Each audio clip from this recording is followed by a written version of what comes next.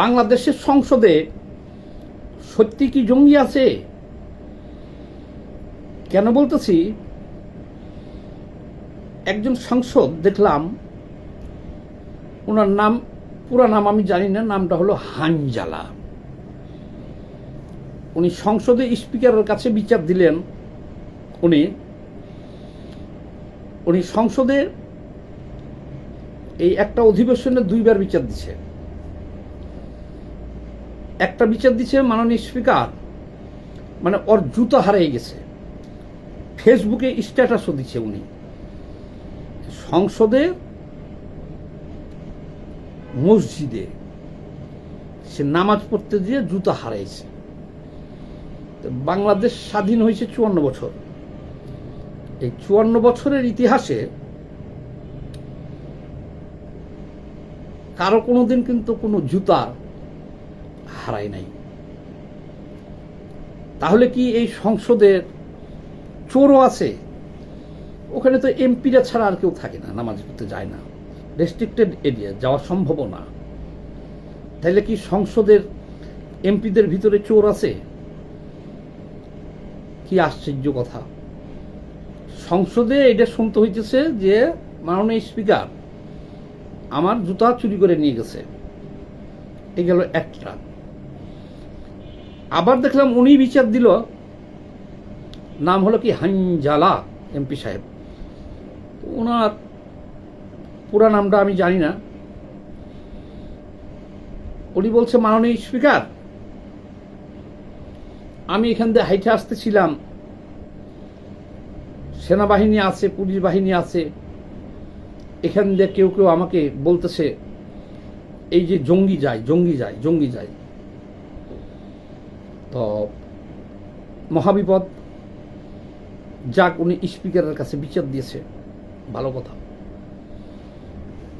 এখন আমি বলতে চাই কি, জনগণ আপনাকে ভোট দিয়ে নির্বাচিত করে এমপি বানিয়ে পাঠিয়েছে, তাই না?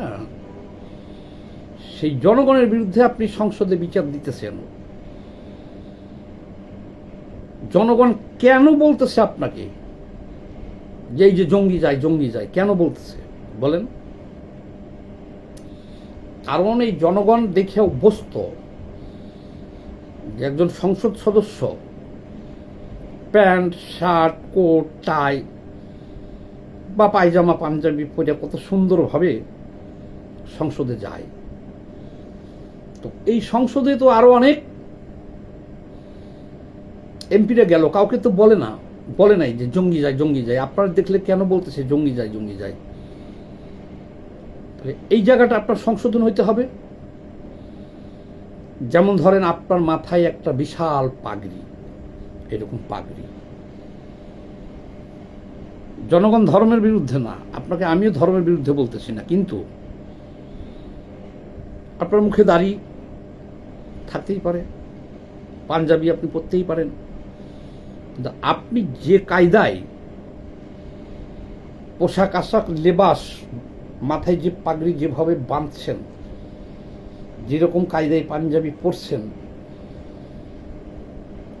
যে কায়দায় রিক্সায় চড়ে, রিক্সা সাজাইয়া সংসদে গেছেন, জনগণ এই লেবাসটা দেখছে হলো আফগানিস্তানে।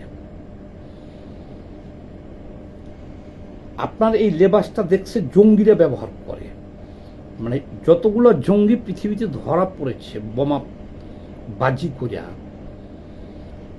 বিভিন্ন টেলিভিশনে জনগণ দেখছে, আন্তর্জাতিক মিডিয়ায় জনগণ দেখছে যে আল কায়দার নেতা ওসামা বিন লাদেন যে পাগড়ি পরত, মোল্লা ওমর যে পাগড়ি পরত,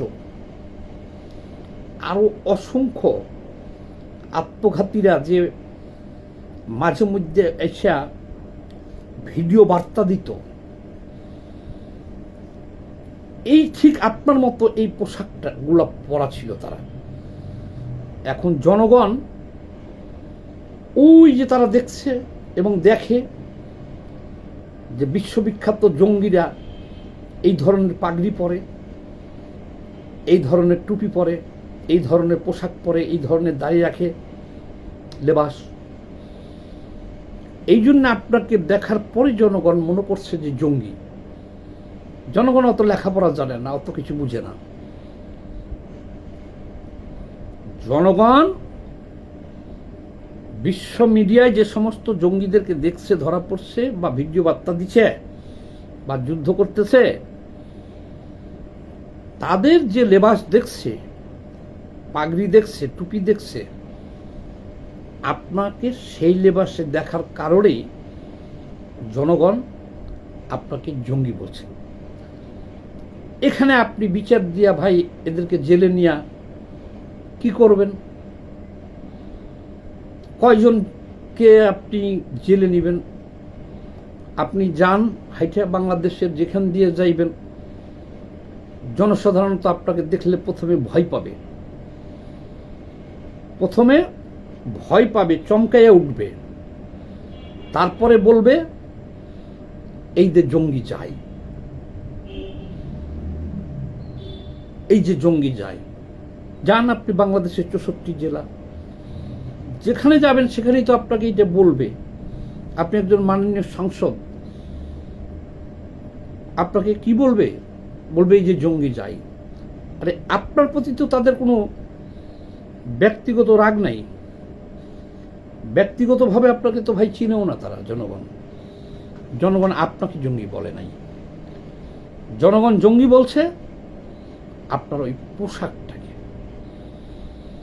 তাহলে ওটা তো বাংলাদেশের পোশাক না, আর বাংলাদেশের জনগণ এটা দেখে অভ্যস্ত না। ওই পার্লামেন্টে এইটা পড়ে তো আর কেউ নাইও, আপনি একলাই, এবং হঠাৎ করে। তাহলে এখন আপনারা এখান থেকে বিচার যেহেতু চেয়েছেন স্পিকারের কাছে, এবং এটাও বলেছেন যে সিসিটিভি ফুটেজ দেখলে অপরাধীদের চিহ্নিত করা যাবে, আপনি তো জনগণকে ডাইরেক্ট অপরাধী বলে ফেলছেন ভাই। তারা তো অপরাধী না, তারা তো আপনাকে জঙ্গি বলে নাই। তারা তো জঙ্গি বলছে আপনার লেবাস, পোশাক, টুপি, পাগড়ি, এইগুলোরে।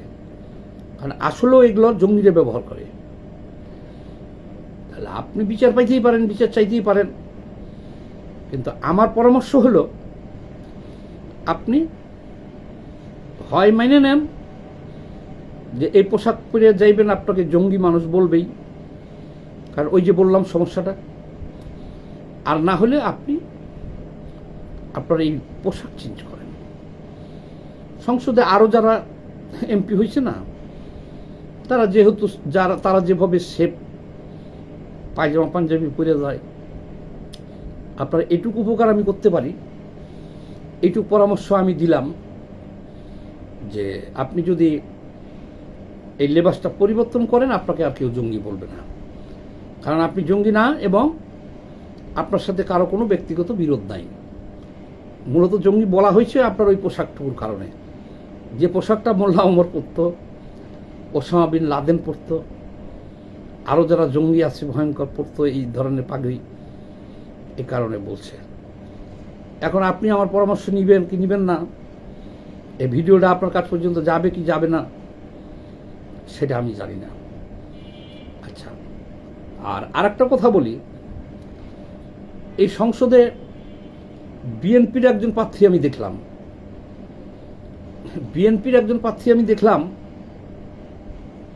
এমপি। উনি দেখি, ওনার নামটা আমি ভুলে গেলাম, সম্ভবত কুড়িগ্রামের দিক থেকে নির্বাচিত হয়েছেন। মাশাআল্লাহ, এই নাভি পর্যন্ত দাঁড়িয়ে উনি উর্দুতে কথাবার্তা বলতেছে, সব আরবিতে কথাবার্তা বলতেছে, সব জাজাকাল্লাহ খাইরাম দিয়ে শুরু করে সব ধরনের কথাবার্তা বলতেছে, যে সমস্ত ভাষা আমরা বুঝি না। কি মহাবিপদ রে ভাই!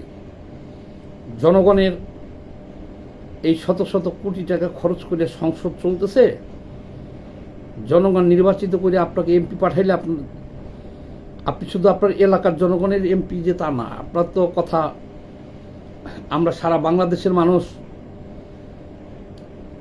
আপনার কথা তো শুনবো। সারা বাংলাদেশের মানুষ আপনার কথা শুনব, কিন্তু আপনার ভাষা তো বুঝি না। আপনি বলতেছেন মাননীয় স্পিকার আমার আয়ু কতটুকু, আমার হায়াত কতটুকু। স্পিকারও বুঝে নাই আপনার কথা, স্পিকারও আপনার কথা বুঝে নাই। তখন স্পিকার জিজ্ঞেস করতেছে কি বললেন, তখন আপনি বলতেছেন যে আমার সময় কতটুকু, মানে আমাকে কথা বলতে কয় মিনিট সময় দিলেন, এটাকে আপনি বলতেছেন মাননীয় স্পিকার আমার হায়াত কতটুকু। আর জাজাকাল্লা খাইরান বলে আপনি উর্দু, আরবি, ফার্সিতে যে সমস্ত বয়ান করতেছেন, সে বয়ান তো আমরা বাংলাদেশের মানুষ বুঝি না। তাই বিএনপিকে বলবো যে আপনাদের এই এমপিকে সামাল করেন। জনগণ তো জঙ্গি ডাকা শুরু করছে হানজালাকে, এখন ইনাকে তো জঙ্গি ডাকবে নাকি পাকিস্তানি ডাকবে জানি না, নাকি আফগানিস্তানি। আর আসলেও কি এই এমপি সাহেব পাকিস্তানি নাগরিক, না আফগানিস্তানি নাগরিক, না বাংলাদেশি নাগরিক? আমি তো ওনার কথাবার্তায় কিছু বুঝতে পারলাম না, আমি তো ওনার কথাবার্তায় কিছু বুঝতে পারলাম না। কেন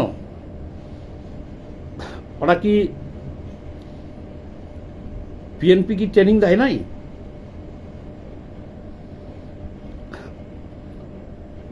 বিএনপি কি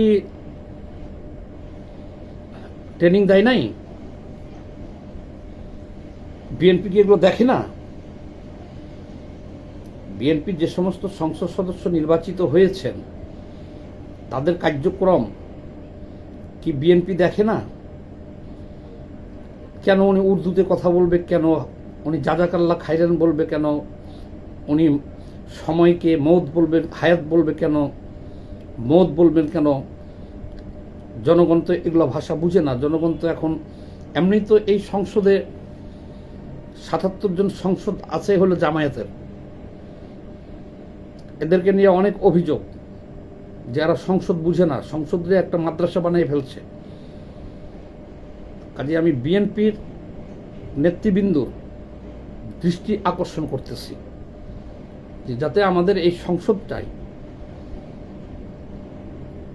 মান-ইজ্জত বাঁচে, জনগণ যেন না বলে যে ওই যে জঙ্গি যায়।